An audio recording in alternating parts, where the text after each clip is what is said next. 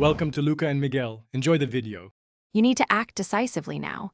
Keep both hands on the wheel and confirm the space ahead, behind, and to the sides.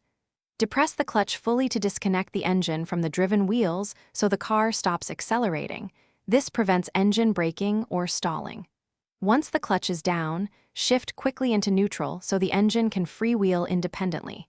Do this smoothly but without delay, because regaining control and stopping traction forces is the immediate priority. Steady the steering as you prepare to brake. Now your goal is controlled deceleration. Apply steady, progressive pressure on the brake pedal to bleed speed without locking wheels. If the car has ABS, press and hold the brake firmly and guide the steering. ABS will modulate for you. Do not pump the brake. If there is no ABS, use controlled, firm braking and steer to maintain direction. Make sure not to downshift until your speed has fallen well below the gear threshold. Abrupt gear engagement can lurch the car or damage the transmission. Bring the vehicle to a complete stop. Once stopped, set the handbrake and select neutral or first gear if you will restart soon. Turn on hazard lights to warn others, then assess the situation and call for assistance if needed.